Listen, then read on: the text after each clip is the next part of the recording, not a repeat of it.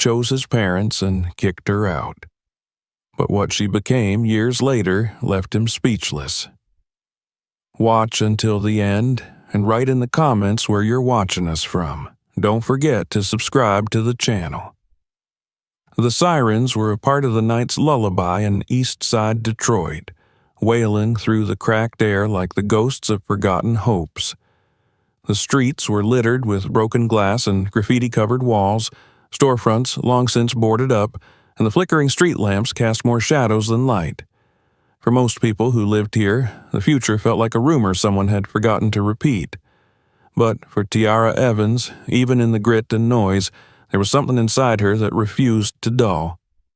She was born in a 2-bedroom apartment above a laundromat, the daughter of a night shift nurse and a father who disappeared before she turned 5. Her mother, Denise Evans, worked double shifts at St. Charles Community Hospital, often coming home with her scrubs soaked in sweat and her eyes rimmed red from exhaustion. But she never stopped smiling at her children, Tiara and her younger brother, Malik, as if the sheer force of her love could shield them from the world outside their front door. Tiara was a quiet child with observant eyes and a stubborn sense of order. While other kids roamed the streets or skipped school, Tiara stayed home to help her mother with Malik, or sat by the window with her school books, tracing her fingers along the pages like they were maps to someplace safer. On weekends, she accompanied Denise to visit neighbors who were too sick or too old to get to a doctor. Tiara watched her mother bandage wounds, check blood pressures, and speak gently to people who hadn't heard kindness in weeks. These moments planted something deep in Tiara, a belief that helping others wasn't just noble, it was necessary. She didn't grow up dreaming of gowns or fame. Her childhood was filled with ambulance sirens, overdue rent notices, and carefully rationed meals. But there was a fire in her, one that didn't flicker with the wind. In high school, she excelled in science and health classes, often staying after hours to quiz herself on anatomy terms and CPR procedures. Her teachers noticed her dedication, her persistence. Even those hardened by years of underfunded schools and crumbling morale whispered to one another that this girl might make it out. But Tiara never wanted to escape her roots. She wanted to change what making it meant, not running away, but coming back stronger, equipped with the knowledge and power to help her own. That clarity settled in her bones the day Miss Laverne, the 70-year-old woman from down the hall, collapsed in the hallway from cardiac arrest. The paramedics took too long. By the time they arrived, Miss Laverne was gone. Tiara, just 16 at the time, had stood there helpless, her hands trembling, her mind screaming for knowledge she didn't yet have. She blamed herself, and in that grief, she found her direction. Right after graduation, Tiara enrolled in a local emergency medical technician program.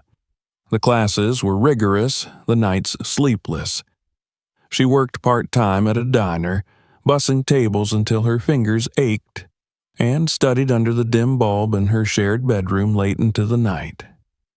Her mother watched with pride and concern, always offering late-night cups of tea and whispered encouragements like, "The ones who save lives carry the heaviest burdens, baby. Just don't let it break you." By 21, Tiara had become one of the youngest full-time paramedics at the Detroit Emergency Medical Services. Her first shift was a blur of flashing lights, blood-soaked asphalt, and the overwhelming responsibility of being the first line between life and death. Her partner, an older medic named Richie, was skeptical at first. "You sure you're ready for this?" he asked as they loaded the ambulance at the start of their shift. "I wouldn't be here if I wasn't," she replied, her voice calm but steel-lined. That night, they responded to a gang shooting on Jefferson Avenue. Tiara knelt beside a young man barely older than Malik, his blood pooling beneath him as he begged to see his mother. She didn't flinch. Her hands moved quickly, wrapping gauze, applying pressure, talking to him in a steady tone that disguised her racing heart. They saved him. And Richie, after the call, looked at her differently. Still, the job wasn't just about medical skill. Tiara learned quickly that some people saw her uniform and still only noticed her skin. There were patients who refused to let her touch them, muttering under their breath about real doctors. Others assumed she was a nurse, or worse, the cleaning staff. One man spat at her boots. Another tried to grope her while she took his vitals. Through it all, Tiara kept her composure. She had long since mastered the art of swallowing her pride for the sake of duty. Her resolve was tested day after day as she navigated the broken arteries of the city. Abandoned houses where overdoses festered, schools where kids collapsed from dehydration, highways where twisted metal marked lives torn apart in seconds. She bore it all. Each call another thread in the tapestry of her strength. Then came the night that would change everything. It was just past midnight when the dispatch crackled with a code red, multi-car collision, possible ejection, coordinates near I-94, in a wealthier suburb where Tiara rarely ran calls. The roads were slick with rain, the windshield wipers struggling to keep pace as she and Richie barreled down the expressway. When they arrived, the scene was chaos. Flashing lights from police cruisers and fire trucks painted the rain in pulses of red and blue. A black SUV had skidded off the road, smashed sideways against a guardrail. Tiara could already see the shape of a body crumpled beside the wreck. She ran. The victim was a young white man, maybe mid-20s, his face bruised, breathing shallow. His legs were twisted at an unnatural angle, and blood seeped through his shirt from a wound in his chest. Tiara dropped to her knees in the mud, assessing him with practiced speed. Chest trauma, possible internal bleeding, airway compromised. She muttered, more to herself than to Richie. I need suction now. The man's eyes fluttered open for a second. There was pain, confusion, and fear. You're gonna be okay, she said firmly, inserting a tube, stabilizing his neck, starting compressions when his pulse dipped. The rain made everything slippery. Her gloves were soaked, but she didn't stop. In the back of the ambulance, she sat beside him the entire ride to the hospital, holding his hand while Richie drove. His name, she would later learn, was Luke Grayson. He was the son of Charles and Martha Grayson, a family name well known in Chicago's upper class, but to Tiara, he was just another life she had to fight for. By the time they reached the ER, the doctors were waiting. They took him in with brisk efficiency, and Tiara stood in the hallway, soaked to the bone, watching as the doors swung shut. You saved him, Richie said quietly, placing a hand on her shoulder. Tiara didn't answer. She stared at the blood on her hands, at the imprint of Luke's palm where he had clung to her like a lifeline. Something about this call felt different. She couldn't name it yet, but she felt it settle into her chest like a question she didn't know how to ask. That night, as she drove back to her apartment in silence, Tiara didn't know that this rescue would not be the end of a story, but the beginning of one. One that would test everything she believed about love, loyalty, and worth.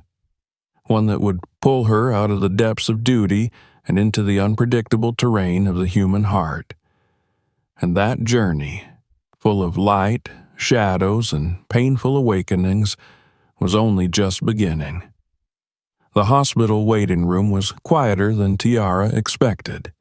After the chaos of the night before, the sterile air and muted beige tones seemed almost otherworldly. She hadn't meant to return that morning, but something in her had insisted. She hadn't even changed out of her uniform. Her boots still held the dried imprint of rain-soaked dirt, and her fingers bore faint streaks of blood no amount of scrubbing had erased. Yet, here she was, standing in front of the nurse's station at St. Catherine's, asking about a patient she technically had no reason to follow up on. "Luke Grayson?" she asked, her voice steady, though her stomach tightened.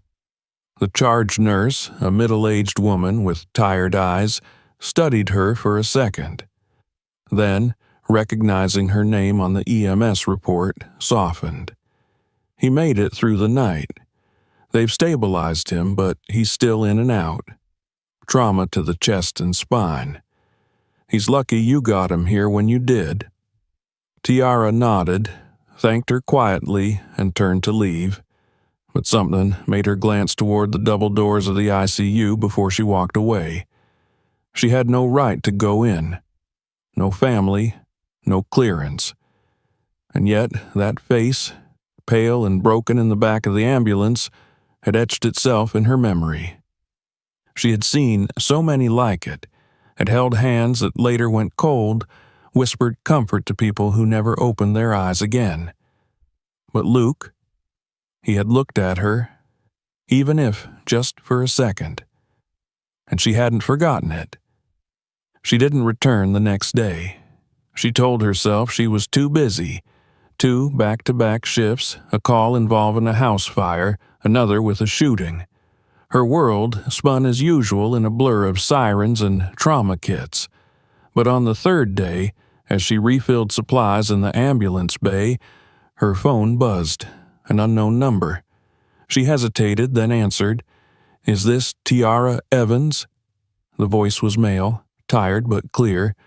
"Yes, who's this?" "This is Luke Grayson." She froze.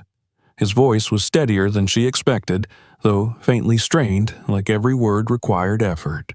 "I got your number from the hospital records. I hope that's okay. I needed to thank you." She sat down slowly on the step of the ambulance, gripping her phone tighter. "You don't have to." "No, I do. You saved my life. I don't remember much, just flashes, but I remember your voice. You told me I wasn't going to die, and I didn't." There was a long pause. Tiara didn't know what to say to that. She'd heard gratitude before, from people she'd rescued, from families who clutched her hand like it was holy, but this was different. There was a sincerity to it that reached past the professional and into something unspoken. After that call, the barrier that usually separated medic from patient began to blur. Luke called again 2 days later just to check in. Then he asked if she'd be at the hospital any time soon, and when she said she was dropping off a patient, he asked if she'd stop by. Against her better judgment, she did. The first time she entered his room, he was sitting up slightly, his face still bruised but clearer now. A pale blue hospital gown hung loosely on his tall frame, and his hair was tousled like he'd fought with the pillow all morning. But when he saw her, he smiled, a crooked, grateful smile that made her insides twist unexpectedly. "I was starting to think you were just a dream," he said.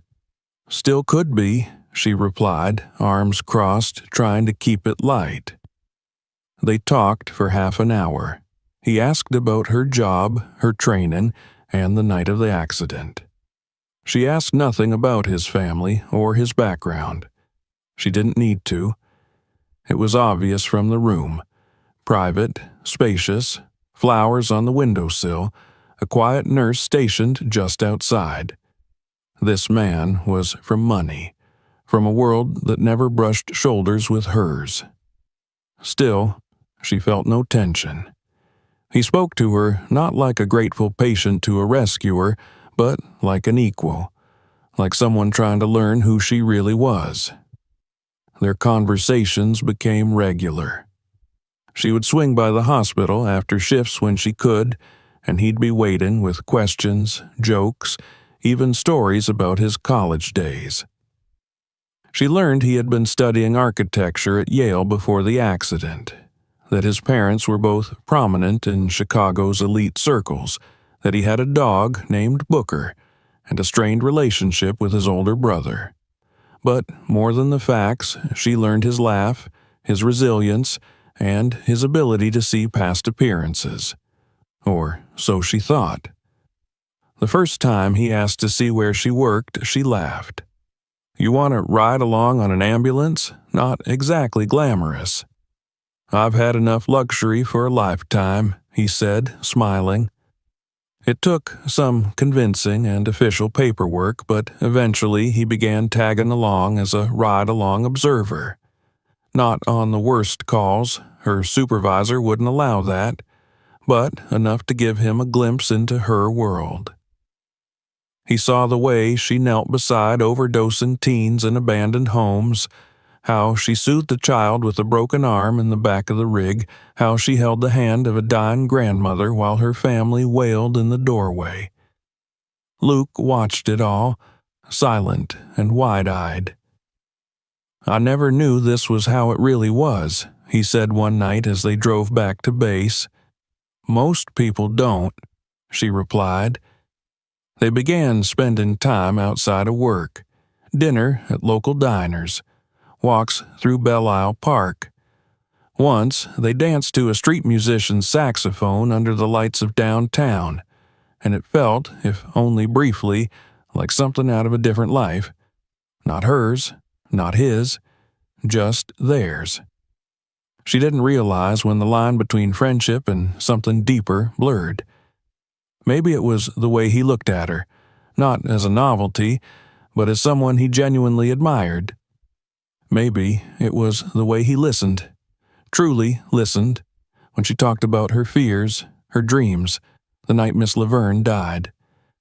Maybe it was the moment he reached for her hand after a long shift, their fingers interlacing as naturally as breath. Whatever it was, it happened. Slowly, surely, inevitably. He kissed her one night after she told him about the first patient she ever lost. It wasn't dramatic. No fireworks or music, just the warmth of his palm on her cheek and the gentle press of lips that said, "I see you."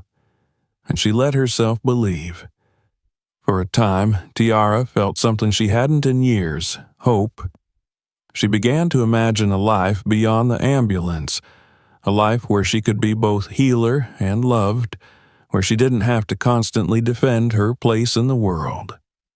She knew it wouldn't be easy. They came from different planets. But Luke made it feel possible.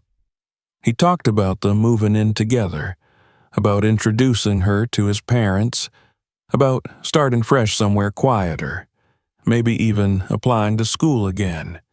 But the cracks were already forming. She noticed it first in the way his mother's voice turned clipped and formal when she called during one of their dinners. Then came the brunch invite that was later rescheduled, the family event she was not expected to attend. Luke brushed it off, said his parents were old-fashioned but that they'd come around. They didn't. When she finally met them, it was at the Graysons' estate outside of Chicago. Marble floors, chandeliers, a dining room longer than any hallway she'd ever walked. His mother, Martha, greeted her with a smile that never touched her eyes. His father barely looked at her. The dinner was polite, but cold. Questions wrapped in compliments. "You must be very dedicated to your work. It's admirable. Exhausting, isn't it? I suppose you don't see many people from Luke's world in your line of duty." Luke tried to deflect, to include her in the conversation, but Tiara saw the tension in his jaw, the way he flinched when his mother asked how long he planned to entertain this phase. On the drive back to Detroit, neither of them spoke for a while. "I'm sorry," he finally said. "You don't have to apologize for them." But deep down, she wondered, would love be enough? Could they survive not just the judgment, but the subtle exclusions, the whispered suggestions that she wasn't enough? She didn't know, then, that the answer would come sooner than she expected. and it would break her in ways she wasn't yet prepared for. The scent of polished wood and lilies filled Tiara's nostrils as she stepped into the Grayson estate. Her eyes took a moment to adjust to the flood of afternoon light streaming through massive arched windows. The foyer alone was larger than her entire apartment, its marble floors gleaming, the chandelier above glittering like a cascade of glass rain. There was no welcome mat, no sign of warmth, only curated elegance and a silence that made her feel instantly exposed. Luke stood beside her, holding her hand a little too tightly. His smile was meant to reassure, but Tiara could feel the tension in his fingers. She squeezed back, pretending she didn't notice. Her heart pounded as a woman in a pale lavender suit appeared at the top of the staircase and descended gracefully, as if every step had been rehearsed. Martha Grayson was everything Tiara had expected and more. Slender, poised, with silver hair arranged in a flawless chignon, and makeup so subtle it was more statement than disguise. She approached them with a smile that barely moved her lips and extended a hand to Tiara with the practiced grace of someone accustomed to shaking hands she didn't want to touch. "You must be Tiara," she said. Tiara returned the handshake. "It's nice to meet you, Mrs. Grayson." Martha's eyes flickered, her smile unchanged. "We've heard quite a bit about you." The statement hung in the air like an accusation cloaked in politeness. Tiara met her gaze evenly, refusing to shrink. Charles Grayson joined them in the drawing room minutes later. A towering man with a square jaw and the kind of presence that turned rooms quiet. He nodded at Tiara, then poured himself a drink without offering one to her. Luke, always eager to fill awkward silences, chatted about the drive, her job, and even a patient she had recently saved, but neither of his parents seemed particularly interested. Dinner was served in a cavernous dining hall by staff who moved like ghosts. The meal was exquisite. Grilled sea bass, asparagus spears, and a dessert that looked too pretty to eat. But Tiara barely tasted any of it. She was too focused on the conversation, every sentence from Martha or Charles laced with double meanings and disguised skepticism. "So," Martha began over the rim of her wineglass, "I understand you work in emergency services. That must be quite intense." "It is," Tiara said, "but it's fulfilling. I wouldn't trade it for anything." Martha nodded, dabbing her mouth delicately with a linen napkin. "It's admirable, truly, to be on the front lines like that, though I imagine it takes quite a toll, emotionally, physically, not the kind of work one can do forever." "I believe people need compassion most when the world is falling apart," Tiara replied. "I try to meet them there." Charles spoke for the first time. "And how long have you been seeing Luke?" Tiara glanced at Luke, who shifted uncomfortably. "A few months now." Charles said, as if the answer confirmed something he had already concluded. "Well, I suppose life teaches us things in phases." No one said much after that. They stayed the night in one of the estate's guest rooms, which was more lavish than any hotel suite Tiara had ever stepped foot in. She showered in silence while Luke lay on the massive bed, scrolling through his phone. When she finally slid beneath the covers, he turned to her and whispered, "They just need time. You're amazing, and they'll see that." She didn't respond. She wasn't looking for their approval, but the way they looked at her like she was a temporary curiosity, a deviation, something that would correct itself, it clawed under her skin. Back in Detroit, things began to change. Luke became distracted, checking his phone more often during their conversations. His laughter came less easily. When she suggested a weekend getaway, he hesitated. Maybe next month. My dad wants me to meet with some of his firm's partners. Just a quick lunch. Nothing big. The following week, Tiara received a text from an unknown number. It contained a grainy photo of her with Luke taken at a diner. Underneath it, a message. Not everyone belongs in the picture. She didn't tell Luke. She knew where it came from. The same place the strange looks in public places came from when they walked hand in hand. The same place the whispered remarks from his acquaintances came from during functions she reluctantly attended. At one such fundraiser, a woman leaned in and asked, "So, are you part of the entertainment tonight?" Or, Tiara left early that night, feigning a headache. Luke followed, apologetic and embarrassed. I didn't know she'd say that. People can be ignorant. But she's your friend, Tiara said. You surround yourself with people who think like her. Maybe it's not just ignorance. He didn't answer. She began to wonder what she was fighting for. Was it love? Or was it the version of him that had existed in the back of an ambulance, broken and grateful, clinging to her hand like she was air? 2 weeks later, things came to a head. She had just finished a double shift when she got a call from Luke asking her to meet him at his apartment. Her heart sank at the tone in his voice, measured, distant. When she arrived, he was pacing. On the coffee table sat a manila envelope. "My father hired a private investigator," he began. "I didn't ask him to, but he did it anyway. He dug into your past." Tiara's breath caught. "My past?" "Nothing bad, just details. People you knew, the neighborhood, your brother's juvenile record, a protest you were at when you were 17. "And?" she asked. "And my parents think it reflects poorly on me, on the family." She stared at him, waiting. "I just need time to think," he said finally. "Things are moving so fast." She laughed, but there was no humor in it. "You needed me when you were broken. You needed me when you were scared. But now that you're standing again, I'm a problem." "It's not that," he said quickly, stepping forward. "It's just complicated." "No, it's actually very simple." She picked up the envelope, handed it back to him, and walked toward the door. At the threshold, she paused, not looking back.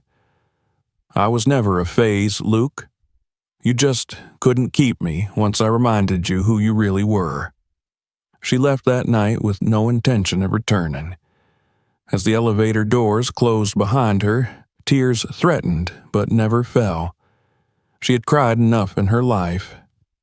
Now, she chose silence. In the days that followed, Luke didn't call. She returned to her routines, but the city looked different. The noise didn't distract. The work didn't numb. Every face blurred into another. Every saved life reminded her of the one she'd lost, not through death, but through fear. Her mother noticed first. "You're quieter," she said one evening, handing Tiara a cup of tea. "I'm just tired," Tiara replied. "You've been tired before. This is different." Tiara looked at her mother's lined face, the same face that had smiled through poverty, heartbreak, and loss. Maybe this was the moment Tiara had to stop waiting for someone else to validate her place in the world. Maybe love wasn't something to be begged for, but something to be built within. The next morning, she woke early, walked through the neighborhood where she had been raised, and made a decision. She would move forward, on her own terms. Not as someone's exception. Not as someone's silent burden. Tiara Evans would rise, not despite the pain, but because of it. The mornings felt colder now, even in the heart of spring. Tiara would wake in the dark, not because of duty or a blaring call from dispatch, but because the silence itself was too loud. Her body still moved through the routines she had built over the years. coffee in the chipped green mug, checking her schedule, tying her boots, but her soul had detached. There was no Luke, no messages, no calls, no explanations beyond what had been said in that quiet apartment with the envelope on the table and the shame in his eyes. She didn't cry. Not at first. The pain settled low in her stomach, a constant, dull weight that refused to rise to the surface. Instead, it moved with her, into the ambulance, through the hallways of emergency rooms, across every street where the lights of the city flickered and blurred. Her partner on shift noticed the change. Tiara, usually sharp-eyed and quick with her hands, now hesitated. She double-checked vitals. She stared too long into the void between calls. Once, she forgot to lock the stretcher before a lift, and Richie caught it just in time. "Take some time," he told her, not unkindly. "Even warriors need to breathe." She tried. She went home early, took long showers, listened to music she used to love, but nothing cut through the numbness. The apartment she had once filled with books, laughter, and Luke's forgotten jackets now felt like a memory she wasn't part of. Her mother called every evening. Sometimes Tiara answered, sometimes she didn't. When she did, she said she was fine. Her voice was measured, even cheerful at times, but her mother knew. A mother always knows. One night, after a particularly harrowing call involving a young overdose victim, Tiara finally let go. She sat on the edge of her bed, still in uniform, and the tears came. Not in sobs, but in slow, unstoppable streams that carved down her face like rain against glass. She didn't make a sound, just sat there, cradling her elbows as her body remembered what it meant to hurt. The next morning, her mother showed up at her door. "I brought groceries," she said, holding up 2 heavy bags, "and tea, and the name of a therapist." Tiara didn't speak, just stepped aside to let her in. They didn't talk about Luke, not directly, but over the course of that weekend, as they made soup and folded laundry, Denise spoke of her own past, of a man she once loved who chose someone else because she was too brown, too blunt, too poor. "He married her," Denise said, slicing onions, "but he called me after their wedding, told me I was the only person who ever saw him. I didn't answer the phone again." Tiara looked at her mother then, really looked. "Did you ever regret it?" Denise smiled softly. "I regretted loving him more than I loved myself." Tiara started therapy the following week. It wasn't immediate, the healing, but in the quiet office above a bakery downtown, she began to speak truths she had buried beneath her strength, about what it felt like to be chosen only when someone was broken, about being seen as exceptional but never enough, about how hard it was to keep saving people when no one came to save her. Her therapist listened, asked questions, gave her tools. Tiara began journaling again, something she hadn't done since high school. At first, the pages were filled with fragments, half-thoughts, old pain, confused rage, but then came clarity, goals, dreams she had set aside. She had always wanted to do more than just ride the ambulance. She wanted to change systems, educate, lead. She started researching public health programs. On a whim, she applied to a university program that focused on health equity and emergency response reform. She didn't tell anyone, not even her mother. When the acceptance letter came weeks later, she sat with it for nearly an hour, rereading the words. It felt like the universe whispering, "Go on." The transition wasn't easy. Balancing school with work drained her. She dropped to part-time hours on the ambulance, dedicating more time to classes and projects. She found herself in lecture halls surrounded by people who had never worn an EMS vest, who spoke in theoretical frameworks and policy jargon.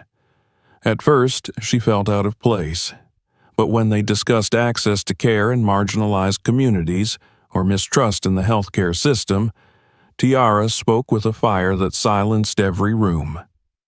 Her stories weren't abstract, they were lived. Professors took notice. So did local organizations. She was invited to sit on a community board that reviewed 911 response strategies in underserved neighborhoods. She wrote articles about the emotional labor of first responders and the racial biases they faced in the field. Her name began to circulate in medical blogs and academic panels, and for the first time in a long time, Tiara began to feel something like belonging. Still, there were moments. She would catch a glimpse of someone with Luke's profile in a crowd. She'd hear a song they used to dance to. Once, she passed the restaurant where they'd celebrated his first week out of the hospital, and her breath caught in her throat. But she didn't stop walking, didn't look back. The ache was still there, but it had softened, become manageable.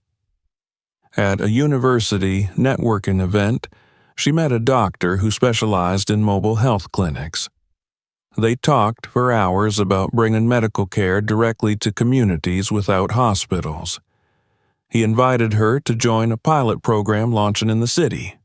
Tiara said yes. She helped design routes, train volunteers, and even rode along in the vans on weekends. Patients recognized her, called her the ambulance lady. Some cried, others hugged her. One elderly man clasped her hand and said, "You came back. You didn't forget us." Word spread. The city noticed. News outlets began covering the mobile clinic's impact. Tiara gave her first televised interview, nervous at first, but confident by the end. She spoke not just about medicine, but about justice, about the dignity every person deserved. One evening, her mother joined her on a ride-along. As they drove through East Side, Denise looked out the window and said, "You've become the woman I always hoped to be, but stronger, louder, better." Tiara didn't know how to respond, so she just drove, one hand on the wheel, the other reaching out to squeeze her mother's. It was on one of those nights, returning from a community town hall, that she received the invitation. A national emergency response conference in Chicago had named her as a featured speaker. Her topic, the future of equity in pre-hospital care. She stared at the email for a long time. Chicago, the city she had walked away from, the city where love had broken her and where silence had replaced apology. But she wasn't the same woman who had left. She wasn't someone's temporary solace. She wasn't a question mark in a man's journey of self-acceptance. She was Tiara Evans, and she had something to say. She accepted the invitation. The next few weeks passed in a flurry of preparations. She wrote and rewrote her speech. Her professors offered advice. Her mother helped her choose an outfit, a sleek navy pantsuit that made her feel powerful and grounded. When the day finally came, she took the train instead of flying. She wanted the time to think, to remember, to breathe. As the city skyline came into view, she felt no fear, only calm, only certainty. She had healed, not completely, but enough to know she would never again lower herself for love, enough to know that her voice mattered, that her place at the table was not a favor, but a right earned through sweat, scars, and sleepless nights. The train pulled into Union Station under the golden light of early evening. Tiara stepped off with her head held high. The conference center in downtown Chicago stood like a monument to progress, its glass facade gleaming beneath a wide blue sky. Inside, the air was filled with the subtle buzz of conversation, the rustle of name tags, and the polished rhythm of official announcements over the sound system. Professionals from across the country milled about. EMTs, doctors, policymakers, scholars, all gathered to discuss the future of emergency response in America. Amid the sea of dark suits and white coats, Tiara moved with quiet focus, her credentials hanging from her neck, her speech clutched carefully in her leather folder. She had arrived the night before and spent it alone in her hotel room reviewing every word she had written. Her room overlooked the city skyline, and though the lights danced just as they had when she had visited years ago, the view no longer haunted her. She had stood before worse things than a city. She had survived the shattering of her own heart and the slow, steady rebuilding of herself piece by piece. She wasn't here to prove anything anymore. She was here to speak. As she stood backstage that afternoon, waiting to be introduced, a subtle calm settled over her. She could hear the final applause for the speaker before her, then the familiar, clipped voice of the moderator announcing her name and title: Emergency Medical Technician, Community Health Advocate, Director of the Detroit Mobile Clinic Initiative. Tiara stepped onto the stage with measured grace, the lights warm on her face, the room vast but silent. Her eyes scanned the crowd. Some faces she recognized from articles and online panels. Others were strangers, but they were all watching, listening, and for the first time she felt no fear of being misunderstood, only the responsibility of truth. She began not with statistics, but with a story. She spoke of East Side Detroit, of a neighborhood forgotten by maps and policy, of the people she had treated on sidewalks and stairwells, of children who cried not from pain, but from hunger. She told them about Miss Laverne, about Malik, about the boy whose mother had overdosed while he clung to her in a broken hallway. Then she shifted to the systemic problems, of how emergency services often arrived too late, of how funding was funneled away from places that needed it most, of how first responders of color, especially women, were doubted, dismissed, or diminished.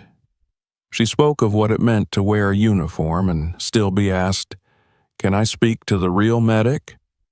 She spoke of the emotional labor, the moral injuries, the nights spent questioning her worth because someone else couldn't see past her skin. And then she spoke of solutions. She outlined the mobile clinic project, how it brought health care to doorsteps, how it educated, employed, and empowered. She shared data, reduced ER visits, increased community trust, higher follow-up rates, but more than that, she shared hope. Her hope. That if the people in that room, the ones with power and voice, chose to act with courage instead of comfort, real change could take root. When she finished, there was a moment of silence. Then applause. Not polite, but thunderous. She exhaled, chest trembling with something close to release. She stepped off the stage and into a stream of congratulations. People shook her hand, asked for copies of her speech, invited her to speak at future events.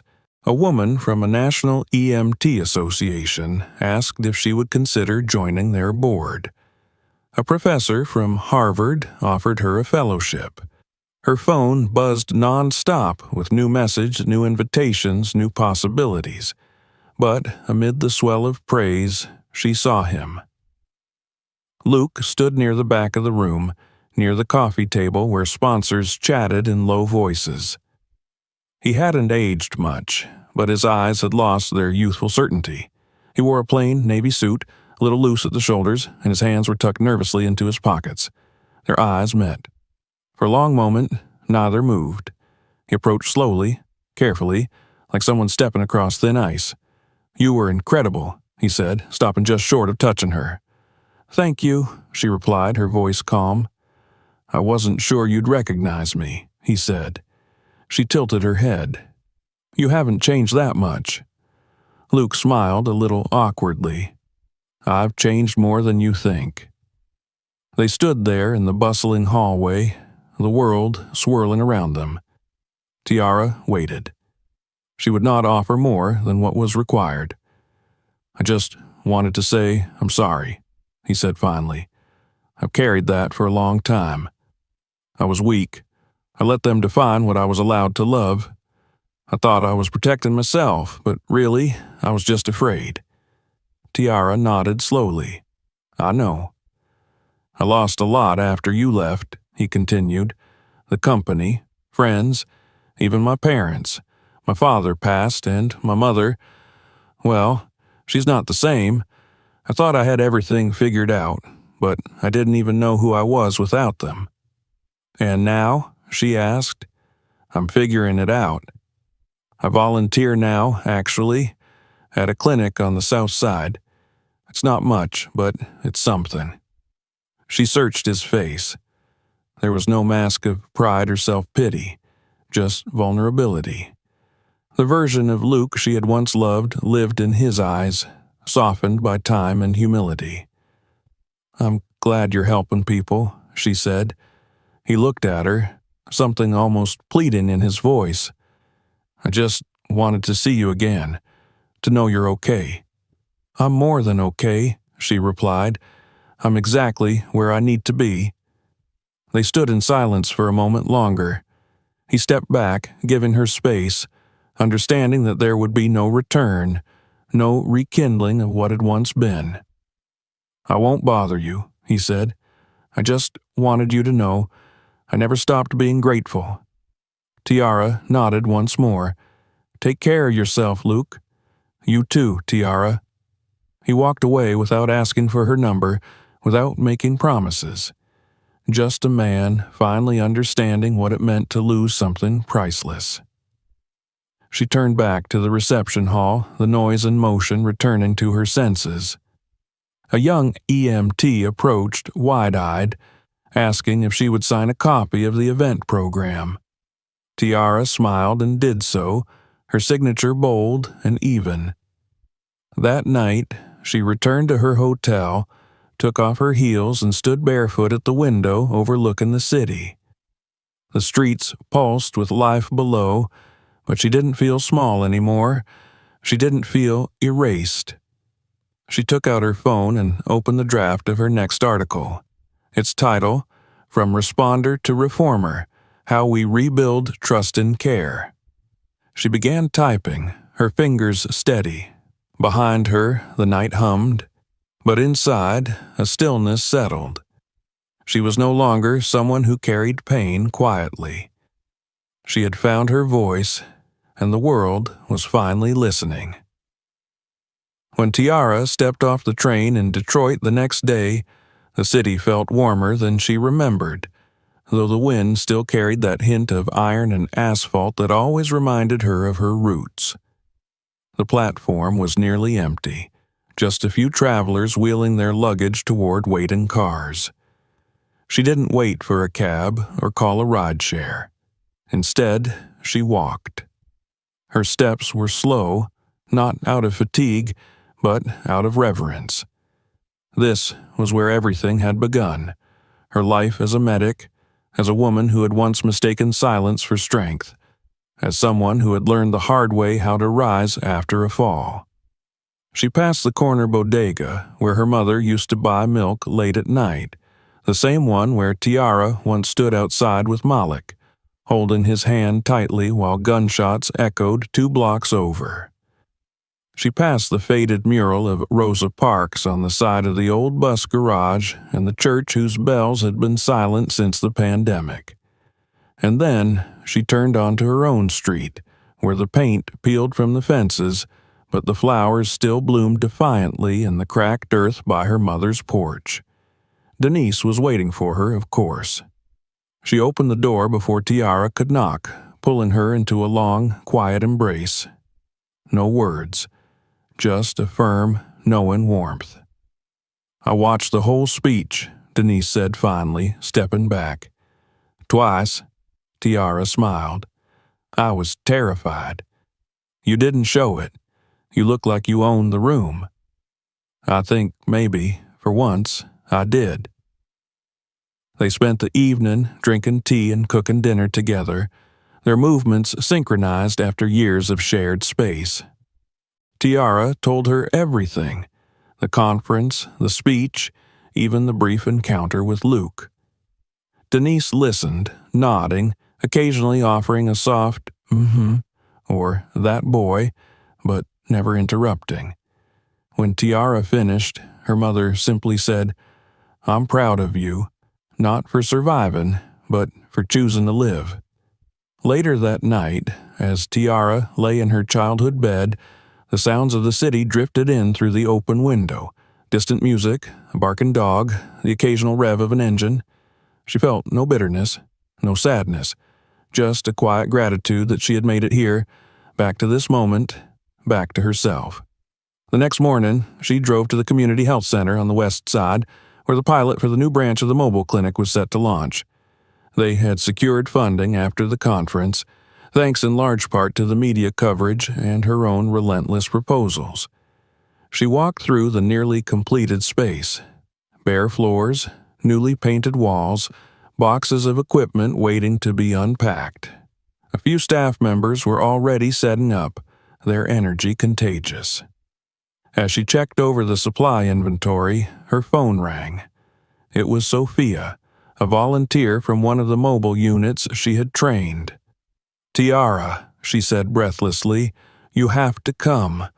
It's the Jefferson High Assembly. One of the students mentioned you during a project presentation, and now the principal wants you to speak at their health career day, like today." Tiara hesitated. She had a schedule, meetings, a site inspection, but something in her chest stirred. She remembered being that girl in school who never saw herself in the future anyone described. Maybe, today, she could give someone else a different vision. "I'm on my way," she said. The high school gymnasium was full when she arrived.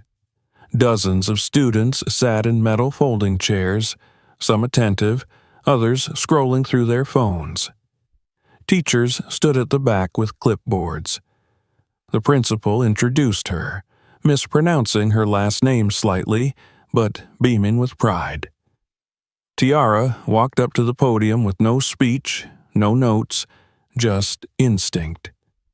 She told them about emergency calls that didn't make the news, about the first time she held someone's life in her hands, about what it meant to walk into fear and do it anyway. She spoke to the girls who didn't think they were smart enough, to the boys who were told they'd never make it past 21, to every student who had been labeled too loud, too dark, too angry. "Your story doesn't have to start perfect," she said. "It just has to start, and you have to keep writing it, even when the world tries to erase your name." When she finished, the applause was quiet at first, then louder, then standing. A few students rushed to her afterward, asking about internships, college, even volunteering with her clinic.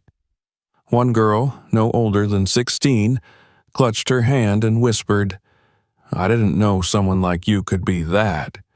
I thought we had to wait to be chosen." Tiara smiled and squeezed her hand. "You don't. You can choose yourself." That evening, after returning home and collapsing onto the couch, her phone buzzed again.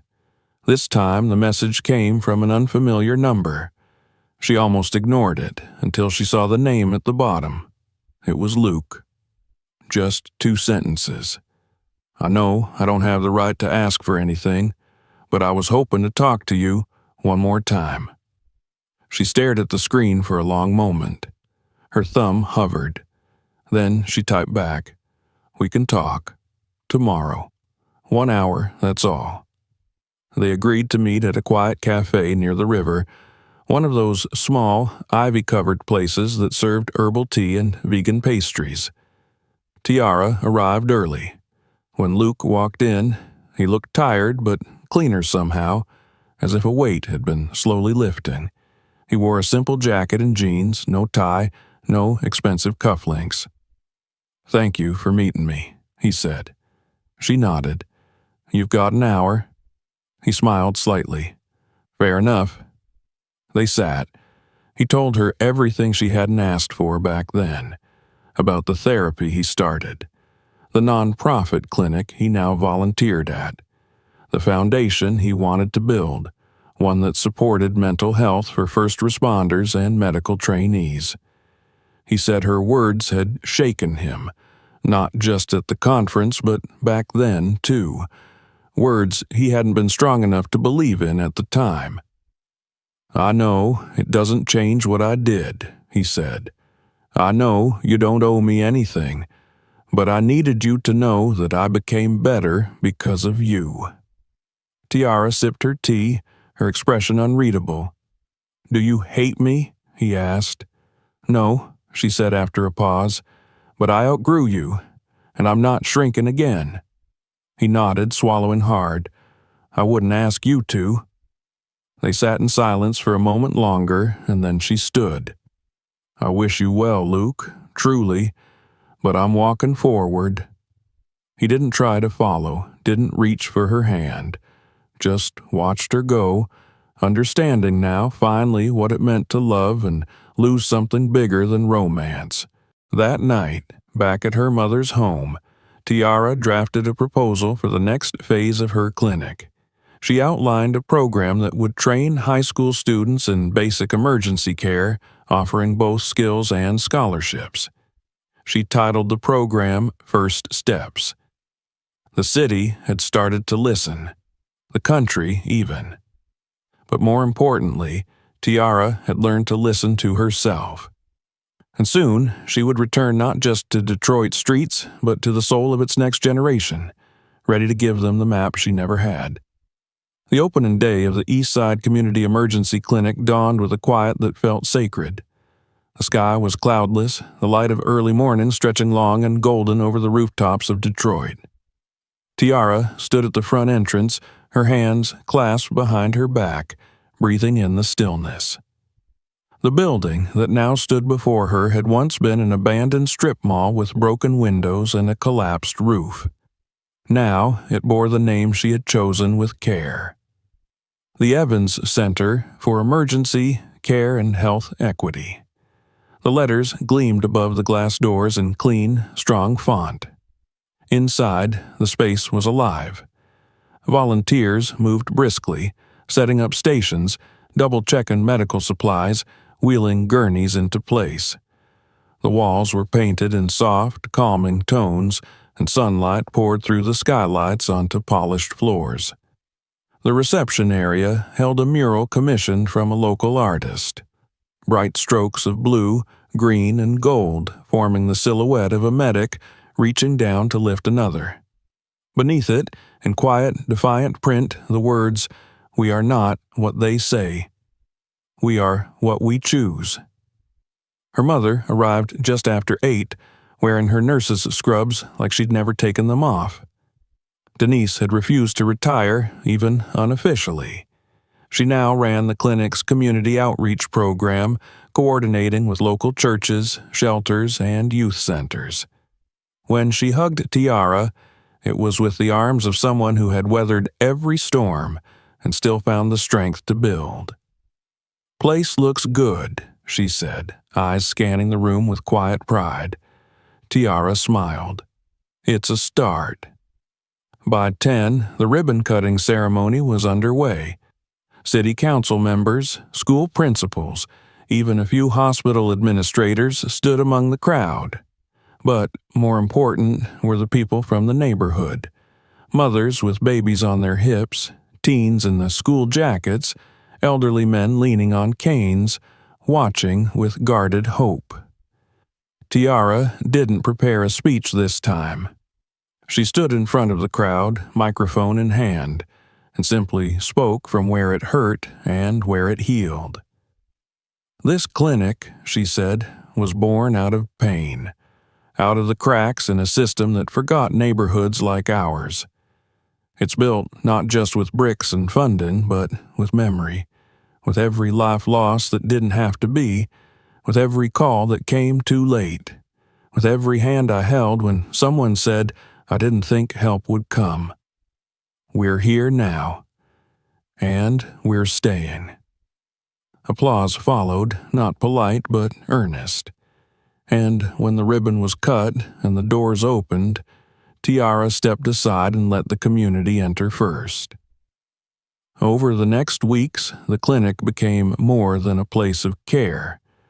It became a hub, a meeting point for those who had long felt scattered. People came for more than medical attention. They came for conversation, for guidance, for safety. Tiara found herself mentoring not just patients, but students, young girls who followed her with wide eyes and whispered dreams of becoming doctors, medics, nurses.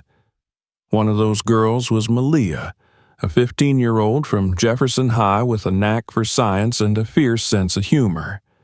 Tiara invited her to shadow the clinic staff during weekends.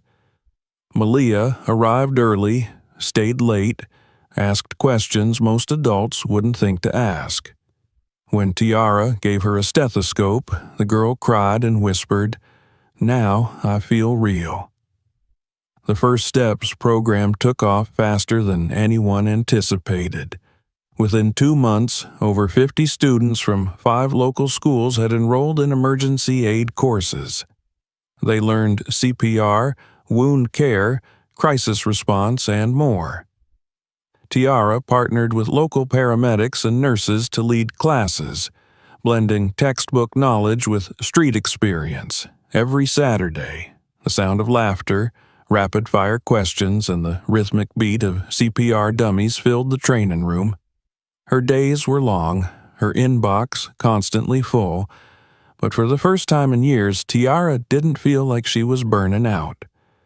She felt lit from within, ignited not by adrenaline but by purpose. She found joy in the small things: a boy who stopped stuttering when explaining a procedure, a grandmother who brought homemade soup for the nurses, a graffiti artist who painted the clinic's side wall with a vibrant phoenix rising from rubble. One afternoon, as she wrapped up paperwork in her office, a knock came at the door. Malik entered, taller now, broader, wearing the uniform of the city's new EMT recruit class. He grinned and held up his certification card. Guess who passed his exam? She hugged him tight, burying her face in his shoulder, pride swelling so large she thought she might burst. He would be riding out next week. The boy, who once waited by the window for his sister to come home, was now going to be the one someone else prayed for in a moment of crisis. "You know, I'll be checking your reports," she teased. "Bring it on," he said. "I had the best teacher." That night, she sat on the clinic's rooftop garden, a small green space funded by a neighborhood grant. The city stretched out before her, bruised and beautiful. She thought of all the roads she had traveled to get here: the ambulance routes, the hospital halls, the lonely train rides, the empty corridors of someone else's wealth. She thought of Luke and how she no longer needed to think of him at all. Her phone buzzed. A text from Malia. "I got accepted into the pre-med summer camp. They said my essay about the clinic made them cry." Tiara replied, "You're going to change the world." A second message followed. "Only if you keep leading the way." She leaned back, looking at the stars just beginning to pierce the sky. Her mother joined her minutes later, handing her a cup of ginger tea. "Think we did enough?" Denise asked. Tiara smiled. "I think we're just getting started." In the quiet, they sat side by side, 2 generations of women who had never asked permission to be strong. Around them, the city breathed, the clinic lights glowing steadily below, the buzz of hope settling over the streets like evening mist. Tiara didn't know what came next. More grants, more programs, maybe even expansion into other neighborhoods. But she no longer feared the unknown. She had built something unshakable. A legacy rooted not in perfection but in resilience, and showing up, and not giving up, and choosing over and over again to stay. And in that moment, under the soft hum of Detroit's evening sky, Tiara Evans knew this was her light, and it would never go out. If this story moved you, don't forget to like, subscribe, and share it with others. Watch our next video.